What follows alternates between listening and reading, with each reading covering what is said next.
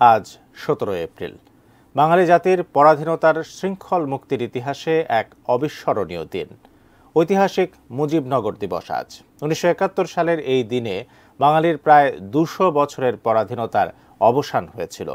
ভোটের মাধ্যমে জনগণের ম্যান্ডেট নিয়ে নির্বাচিত জনপ্রতিনিধিরা গঠন করেন বিশ্বের বুকে স্বাধীন বাংলার প্রথম সরকার।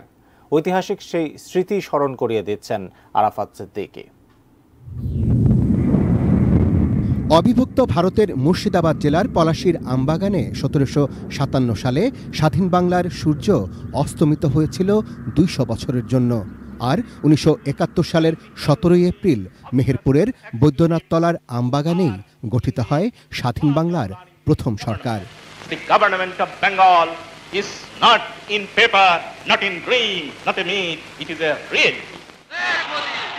১৯৭০ সালের নির্বাচনে চূড়ান্ত ফলাফলে আওয়ামী লীগ একক সংখ্যাগরিষ্ঠ দল হিসেবে সংরক্ষিত মহিলা আসন সহ জাতীয় পরিষদে ১৬৭ এবং প্রাদেশিক পরিষদে ২৯৮টি আসনে জয়লাভ করে।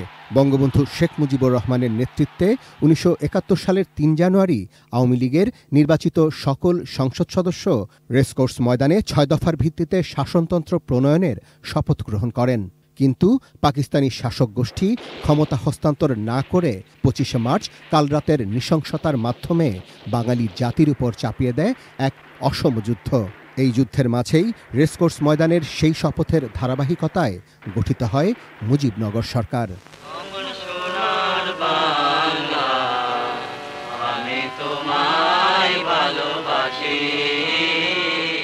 স্বাধীনতা সংগ্রামের অবিসংবাদিত নেতা বঙ্গবন্ধুকে রাষ্ট্রপতি করে মুজিবনগর সরকার গঠন করা হয় ১০ এপ্রিল।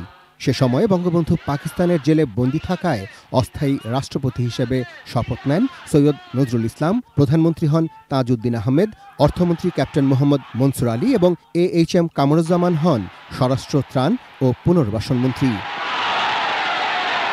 অস্থায়ী সরকারের মুক্তিবাহিনীর প্রথম কমান্ডার নিযুক্ত হন জেনারেল আতাউল গনি ওসমানী। শপথ নেয়ার পরপরই এই সরকারের প্রতি আনুগত্য প্রকাশ করে গার্ড অব অনার প্রদান করে তৎকালীন পুলিশের SDPO মাহবুবউদ্দিন আহমেদের নেতৃত্বে মুক্তিযোদ্ধাদের একটি দল।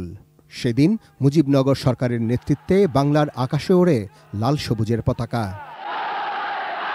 এরপর এই সরকারকেই স্বীকৃতি দেয় একের পর এক রাষ্ট্র।